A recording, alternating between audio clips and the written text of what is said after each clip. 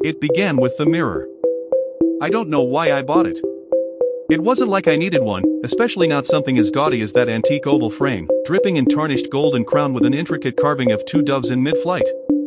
But there it was, propped up at the back of a flea market stall, half hidden behind rusted kettles and broken music boxes.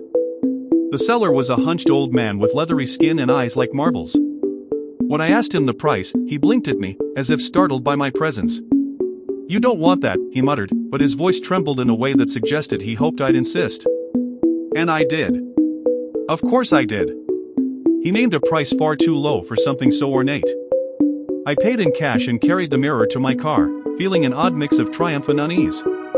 The whole ride home, I kept glancing at it in the rearview mirror, its reflection catching the light in strange, shifting patterns.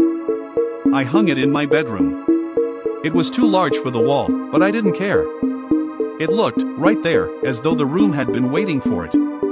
That night, I dreamed of the doves. In my sleep, they weren't carved into the frame anymore, they were alive, fluttering and cooing, their feathers gleaming like molten gold.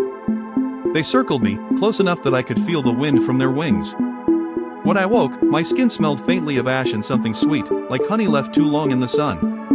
The dreams continued, more vivid with each passing night. Sometimes it was the doves, their beaks sharp and glinting.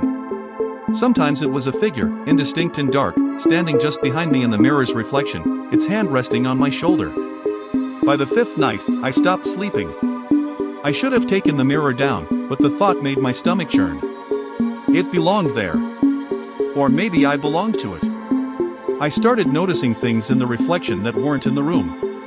A vase of wilted flowers on the dresser. A spilled glass of wine staining the rug. Shadows moving where no shadows should be. On the seventh day, my best friend Mara came over. She took one look at me, disheveled, gaunt, trembling, and demanded to know what was going on. I told her about the dreams, the reflections, the doves. She laughed nervously. "You're overtired," she said, but her eyes flicked toward the mirror, and her face went pale. "What is it?" I asked. She shook her head. "Nothing. I just thought I saw something." That night, the mirror whispered to me. Not words, exactly, but a low, insistent hum that filled the room. When I looked into it, I didn't see my reflection. I saw Mara, asleep in her apartment, the doves perched on her chest. They weren't golden anymore. When I reached out to touch the glass, the surface rippled, soft as water. And then I was inside.